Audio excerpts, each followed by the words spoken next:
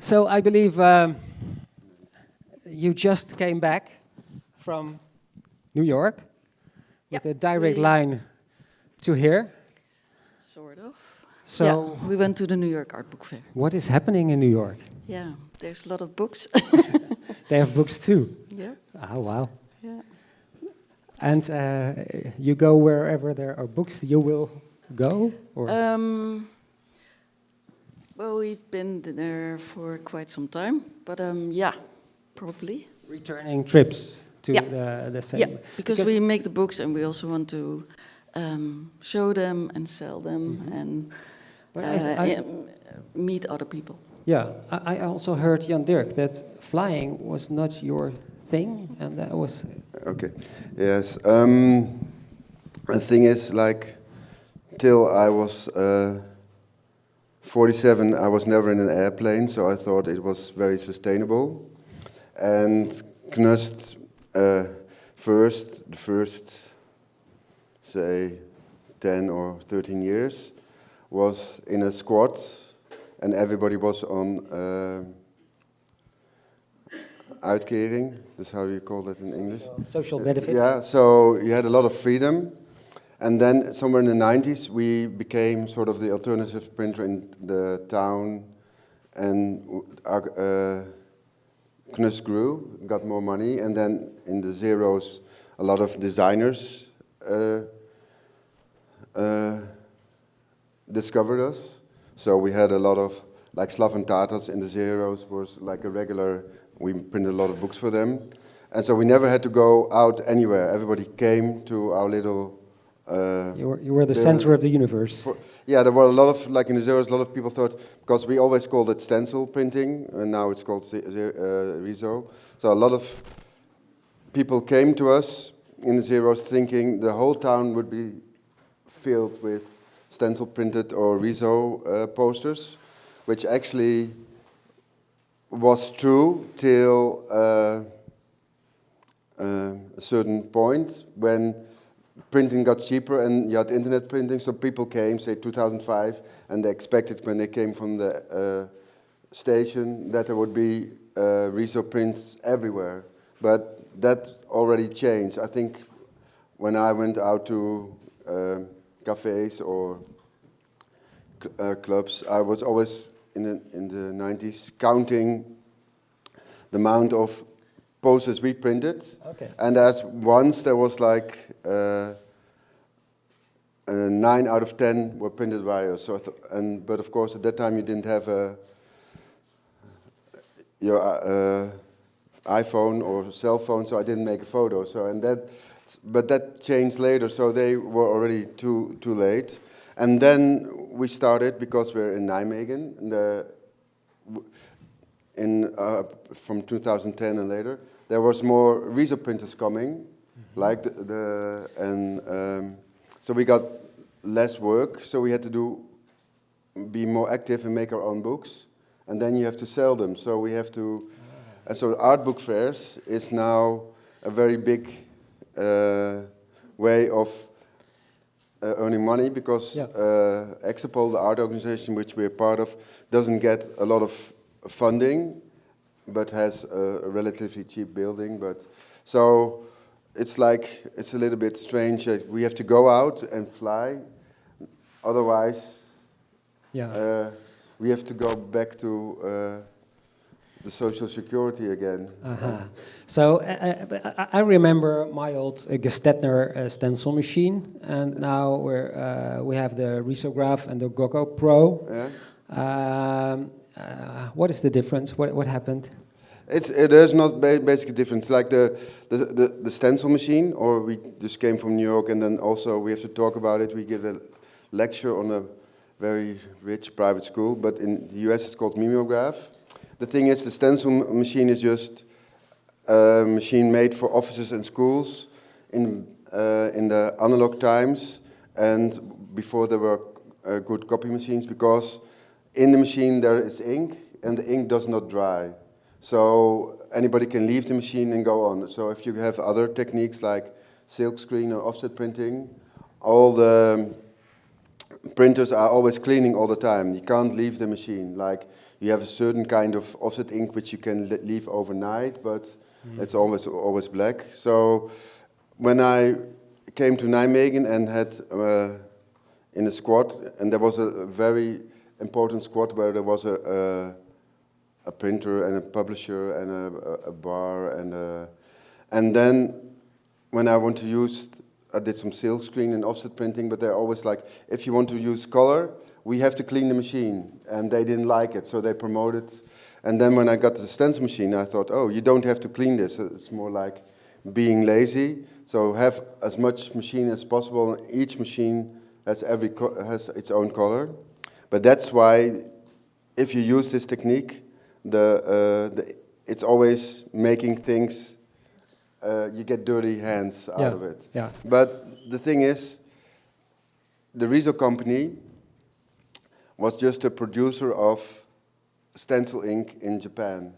So in the 80s, everybody was saying stencil will disappear, the laser printer or the copy machine will replace it, which actually was happening. And then Riso thought, as a producer of ink, we have to do something. And they just got rich in the 70s by introducing the print Gokko, which is a sort of toy for children, like a mini silk screen. And it's sort of in... So in the beginning you used machines that were not made to make nice print work and color print work. And No, because I hated it first. I thought this is just for bad printing, and like, okay, all the activists use it. I also use it as an activist. But when you actually go into it and play with it, you get better. So like already in the end of the 80s, we were really pretty good with the analog machines, had a sort of reputation, but we still were thinking, oh, it will stop. We have to, so we started making our own ink in the 90s, and then we became sort of the alternative printer in town. But the funny thing is, the ink we made was not vegan. It was with wool fat. So once I said to an activist, I told about the ink, and then made a joke, but it's not vegan. It's like wool fat. So then a lot of people in Nijmegen didn't want to use us anymore because it was not vegan. But it's like, okay, it's about wool fat, and it's only the analog machines we use, but the digital Riso machine has ink based on kerosene. So it's not a question. So I had to undo this whole propaganda thing saying Knust is not vegan. So I had to go. Yeah, you couldn't just say you don't have to eat print work. So. Well, wool fat, you can eat it. So it's like, how bad is it? But like at that time, there was a political bookshop next to our print shop called Asata, and then I went to the guy's birthday and then gave him like biological white wine, and then he was happy, and then he looked on the back and said, oh no, there's honey in it, so I cannot take it. So he, and now he's like a famous critical football journalist, so where can you go after 20 years? Okay, and so and you became the pioneers on these techniques to print with multiple layers of color. And Joyce, I believe you are the printer, right? Yes. Please come to the microphone. You are showing all kinds of material that you've printed through the 30 years? This is all analog things. Yes. So made. So there's a lot of improvisation, a lot of doing things by hand, cutting, folding. Yeah, and more happy, like in Riso is popular, but they always called it like happy little accidents.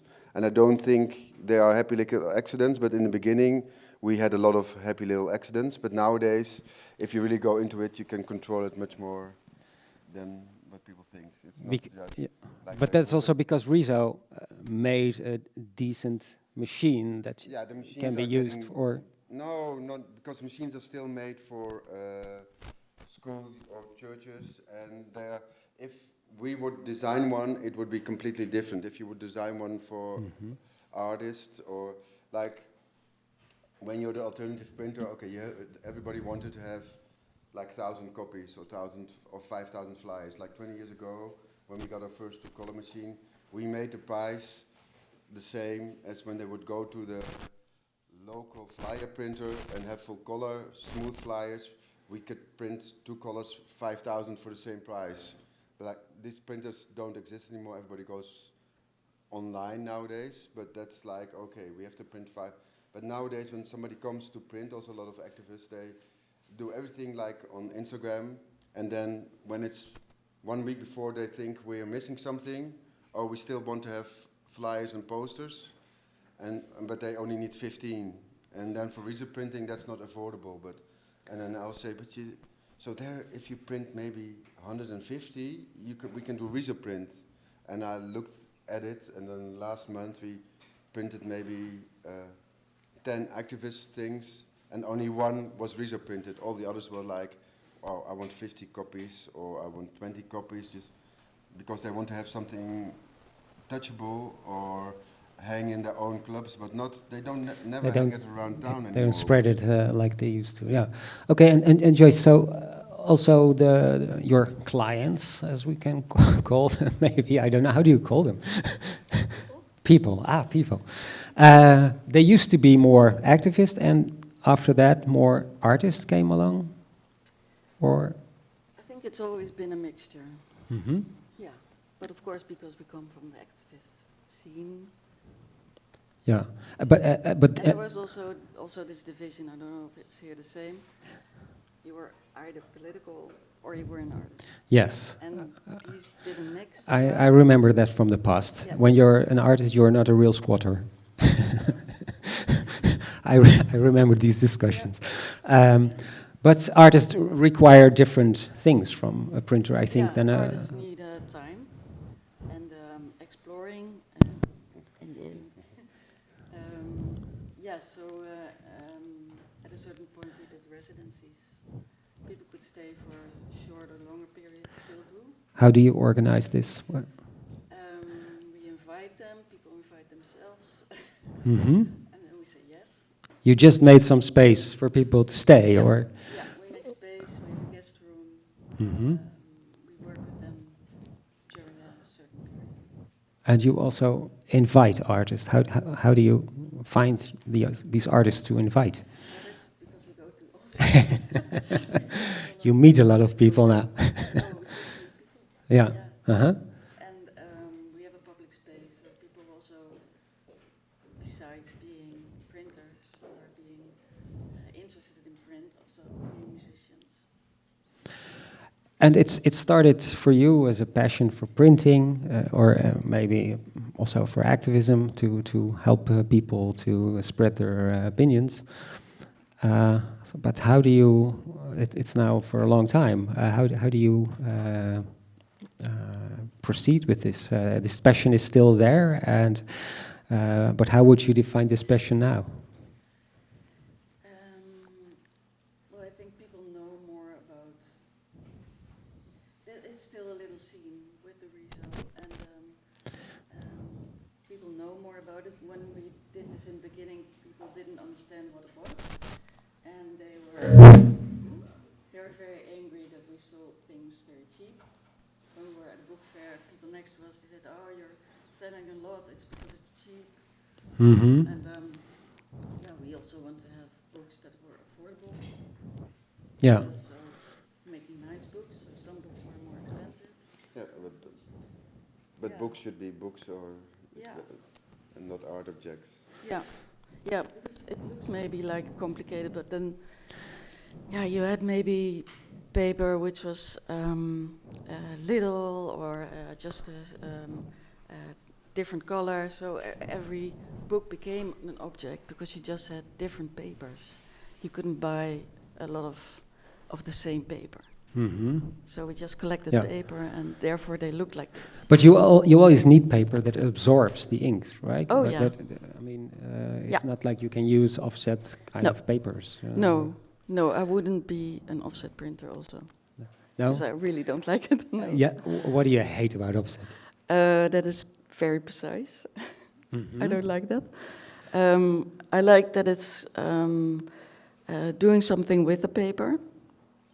And I like that people don't expect what you print. Mm-hmm. So they also have a way of getting to know something else in their own work. So they get surprised. It's too. more alive, this Yeah. process. And every time I print with people, I'm getting surprised too. Mhm. So for me, it's also very live. Yeah. I was wondering, do you ever refuse to print something? Do you get requests that Oh, you yes, don't- we did. And on what basis do you refuse things to print? Do you have a sort of political agenda or Yeah. a policy that you stick to? or- Yes, but it's also that this kind of printing is not doable in high amount. Mhm. So high amount means like maybe above, for a book it would be above 1,000. But do you say no, or do you just do other tricks to make it not print? I would say just no. You make the price What do you 3 mean? times higher. What would you do? Yeah, I remember that there was like around the corner there are a lot of coffee shops, that the coffee shops wanted to print something, and then we had a big discussion, and then one girl who rang around and Extrapool said, yeah, they also have great food. They try to be the alternative coffee shop, but we said still we're not very happy to print for them, so I think we made it so high, so we didn't say no, so that's a bit, maybe a bit love, maar... It's a good trick. Yeah. But if they would say, well, the money is no problem, Then probably we wouldn't have done it. Probably we you say had too, to say no. then we say too busy, or I don't know. No, I also wouldn't know why I would do it. Like I don't understand printing Red Bull things. Yeah, Like, Joyce why? is more easy. She does all the, how do you call it, all the quotes. She does all the quotes, and when she thinks, oh, that's not nice or it's nothing for us, she just writes them back. This is not. But, The technique is not fit for it, or something. but what do you mean with quotes? So they Things ask they say her, in their emails. yeah. So she said this technique is not fit for the kind of thing you want, or doesn't meet your expectations. Yeah. Yeah, it's like nowadays you see a lot of maybe designs that look like Riso, but it's like it's digital printed, and they take the niceness of the. Yeah, it's a little bit like with 8mm movie that people try to recreate it in video. Or Yeah, this because I think it's atmosphere, trendy or it's Yeah. hip. Mm-hmm. Yeah. You can So- see Photoshop has the. Was it InDesign? No, Photoshop. Yeah, like the logo. And so you like misprints? You like to experiment? Well, I also like good printing. Yes. That's the Sometimes final people goal. ask me What- to misprint, but then I don't know what Yeah, that means. What it is? Yeah. Because misprint can be. If it's intentional, way it can't be a out or- misprint. Yeah. Yeah. So what's that? I don't So know. we just Yeah. have to put the crop marks of. Yeah. Yeah, but experimentation is part of your practice. So I can imagine that also leads, especially when you work with artists, that you maybe from this experimentation new products can evolve. And Joyce doesn't like reprints, and I think if you do a reprint and you're not happy about certain things, you can make it better. But she always wants to like do new things and go on. But sometimes we have to do reprints because some books, sell much better, and we just need the money. So it's hard to say, oh, we have to reprint, and then and we. But also you have to be able to afford it, to say no to a reprint because you have enough other jobs to do, right? Or Yeah, but like in the past, before Corona, Extrapool had a lot of funding, so there was enough money, so we could do a lot of residencies, and some of them would make books which wouldn't sell very well, and some would very good.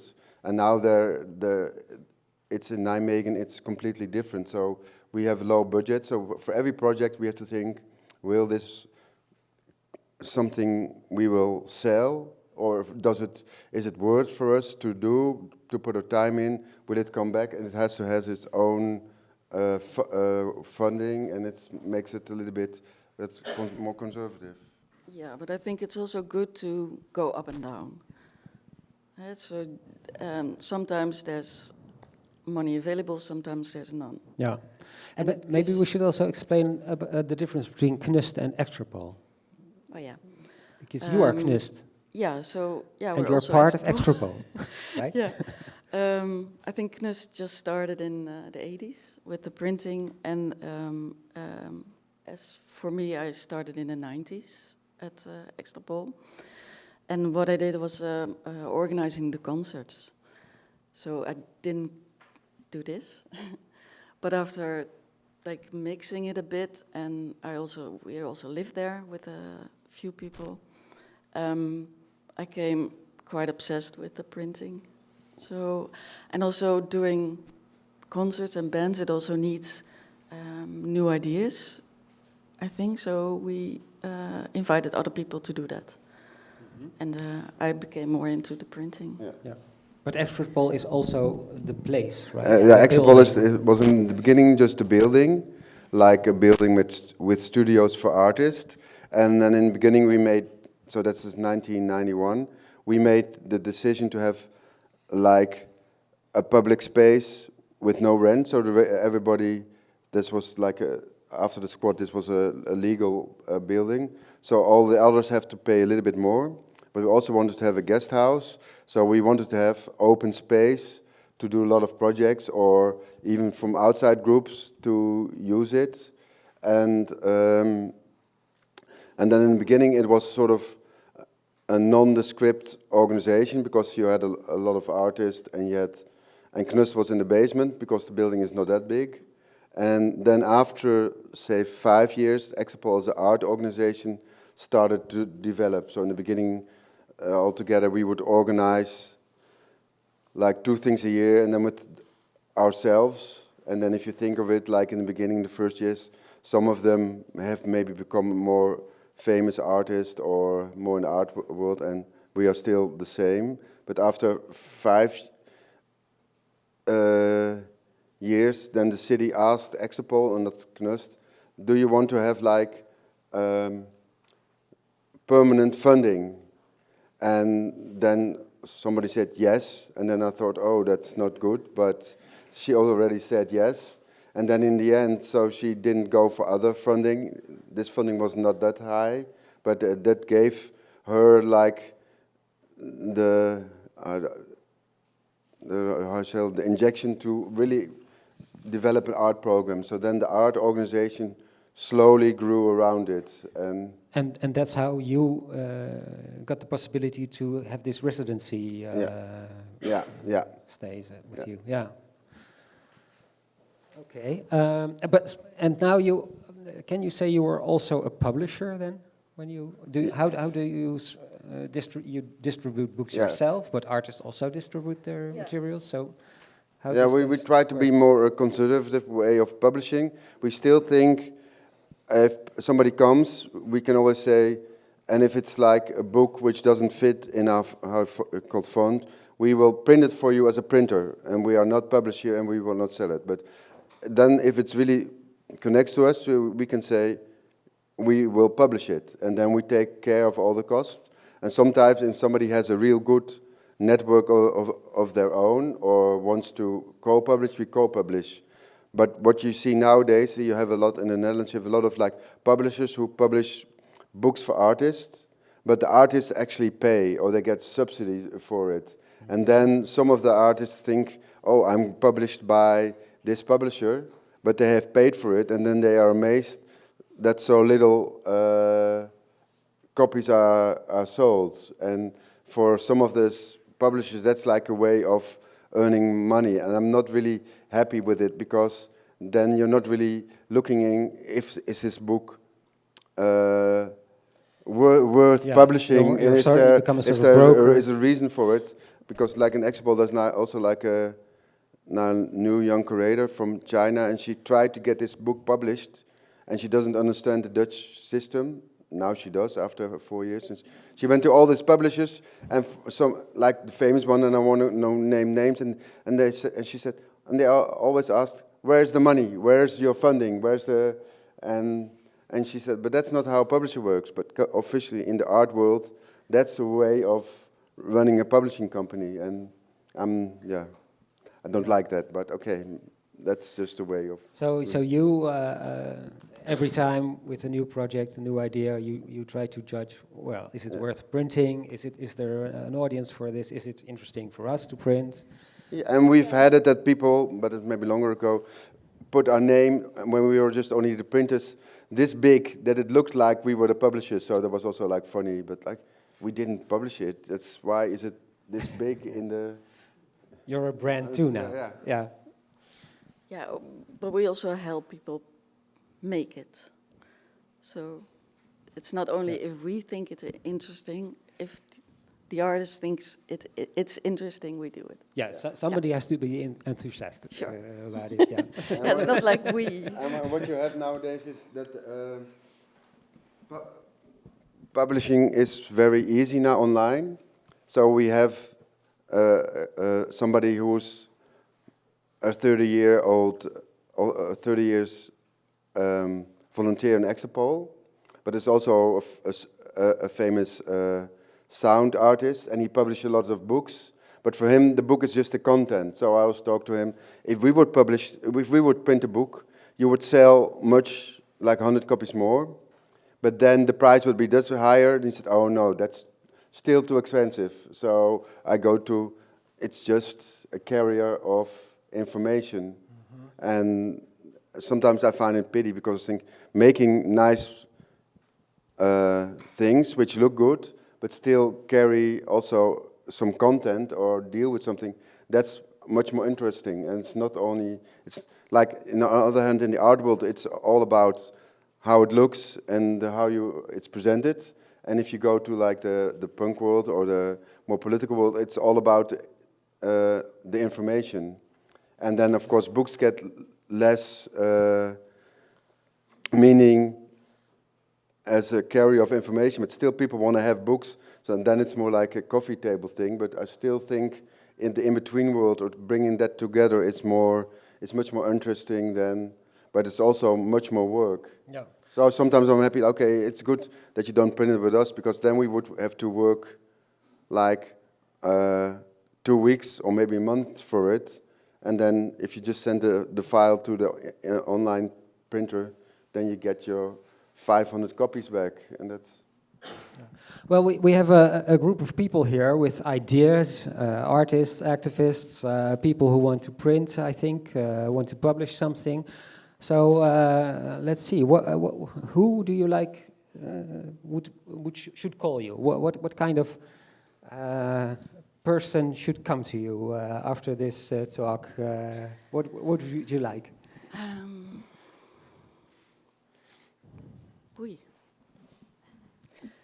Or maybe in the room somebody is there who is now thinking, I have to call these people. I have an idea. I have a project. I want to print at Knust. I think that's also a very difficult question. I'll say, so we just went to the New York Art Book Fair, and the book we printed, not the last, but the book we printed last year with Louis Wright, we sold like all the copies in the New York Art Book Fair, and we knew we were going to sell it. But he, as an artist, works together with other artists and publishers, but he doesn't get in the New York Art Book Fair. So it's funny that he applied, they applied together, and they are in more fairs in the off-print. So we can even help people. Like sometimes I see people make a book in low edition somewhere in Riso, and I think, oh, it's really good, but who will buy it? Only their friends. And I'm sure that if we would have made it together with them, we would distribute it much more than. So you mean we like to print with people who have sort of open mind and like to experiment together, and not just print their own thing. But do you also interfere with how it should be produced, or the content, or the form? Yeah, that's the whole fun of it, I think. Yeah, so it's a dialogue to make the nicest project product. Yeah, it's like Jan-Dirk told about Louis Wright's book. What he did now, because it was sold out, he made his own bootleg. So he put his own book on the Rezo, on the glass plate, and printed it in black and white, because he actually prints only in black and white, and we encouraged him to print in color. So now there's the bootleg. Yeah. So Which is really nice, I think. To work in color instead of but still he goes back and he wants to do his own thing. always black and That's white. good. Yeah. Okay, well, so sometimes it works, sometimes it doesn't. Advice it's, but it's nice to because you can bring in a different experience in distribution that a lot of artists maybe never think about. Can be, yeah. Yeah, and I think we try to also change and take the artist out of their comfort zone. And sometimes we are with 3, and in the beginning, Astrid, she worked in 2011, and she finds that very disturbing, because she just comes from art school, and you don't interfere with the practice of artists, and you don't. So if they have an idea, but we have to really make her, and then, of course, she likes music, so I said, no, you're more like a producer. You're like Steve Albini or something, and then she got it, and then she actually started doing that as well. So saying, oh, people come with a project, and like this girl comes with all these monoprints, and we said, yeah, it needs something extra. And we did all these propositions, and we thought she would say, okay, that's no, but she did, and then a really nice book comes out of it. Yeah, and it's not that we want to be the maker of the book. It's not about that. It's just we would like to work together. Yeah. It's not. Okay, so maybe when Domenique will do the campaign for PVV, and he needs some Rezo printing to do it in his own way. Stencils holder. Is your door open? Yeah. Of course. Okay, we'll see. Well, maybe is there somebody with an urgent question, maybe for Jan-Dirk? No? Then we can go to the next. What's your biggest size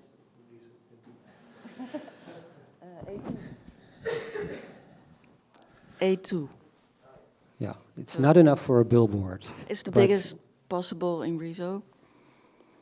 But yeah. Yeah. Yeah, like I would say.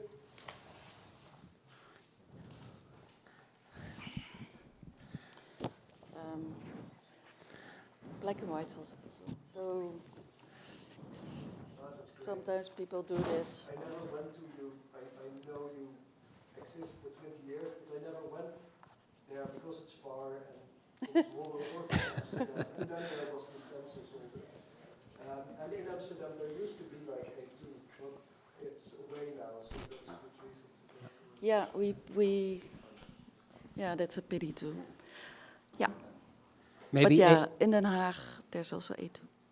Yeah, Stencil Zolder bought our first Rezo in 1991. We bought it in 1991, and he bought it Sander bought it in 1999. But he was not so well prepared, so we said to him, if you buy a machine like this in the 90s, and we now know Joyce was very unhappy about all the accidents or uncontrollable of the Rezo. So you needed a service contract. We first had it without. So we managed for Sander to get our old machine with a service contract, which the companies don't really like because they want to sell machines. So then he bought the machine. He had like a big benefit party for it, but he didn't put it very well attached in the van. So around the corner it already dropped and it was broken. But because of the service contract, he got another machine from the company. So that was. But then it was not A3. It took him a while to get the A3 one. But it's more inside story then. Okay, well, thank you very much. I have just one more question. Yes. You were talking about a lot of work you do for others, like printing for other artists or activists. But what do you still make work for yourself, or do you have your own message you spread? And so yes, what is it? And how often do you have time for that? Yeah. Or make time for it? During Corona, we had more time. Yeah, so Jan-Dirk makes his own books still, yeah.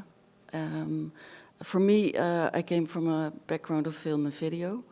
I tried to sort of make a booklet with it. I did it once. I'm more into the printing. So that's what I do. I print. Yeah. And yeah, sometimes we collaborate inside of Extrapool and make our books together. So every 2 years we make a book together.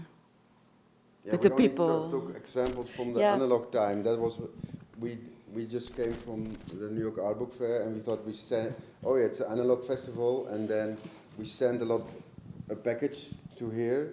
But then when we were in the US, I looked at the festival and thought, oh, it's not really about analog, so we should have sent more recent stuff as well. So that was maybe. But still, if you are really like older or very young, it's still amazing that this could be done in the 90s. Or Yeah, I remember when I bought my first Knust boekje. It was 86, 89, 88 something. Nice. And I was really impressed by these colors, the bright colors, and how they work together. So, but now we also have this book. This is it's printed in offset. Isn't it awful? Yeah, we try to. It's called Ink Fingers, but it's very clean. Yeah. Unfortunately. No. I can tell you. Yes. No, I make it very short. No, okay, very short. Oh. It's written by a local writer as a sort of history of Nijmegen, like social history of Nijmegen, and he didn't realize that we are much more famous outside Nijmegen than inside Nijmegen. So he found a publisher, a Dutch publisher, to publish it, and that happened. And then he went out looking for, and then he realized that there's much more attention and that it should have been in English. So he went out and then he found a publisher, like an art publisher, who wanted to publish it in English, but our influence is not there. The publisher is like everything which was not, there was no budget or there was for other papers, so this publisher said, then it should be more like Knust, and they should have more influence on the design and how it looks. And then he said, no, I want to be in control. So then it stopped 2 years ago, which is a pity. Yeah. One day you will print your own book, your own write your own history. But for Dutch people, it's still... I'm fine with the history inside. Yeah, I read it. It's just like, yeah, we wanted different paper, and then it started with sections which were cut out, and then I wanted to print it with the machine, and then there was no money. And but it's also a nice history about the squatting history and how it all developed. Yeah, so that's what his interest is. That makes it also good. Yeah. That was what he was interested in, and he didn't even realize that, like Rizzo or artist book was a thing. He just found it out later at all the people buying it. yes, yeah. We were stopping this conversation. Yeah. It doesn't work out. But that's my whole story. Well, I'm stopping already for 10 years, but it's still. Okay, well, we're going to cut it now. Thank you very much for your story and your work, and I hope you also enjoyed the movie, which is gives a good insight in the history of Knust, and which is edited by Jesus. How much better can you get?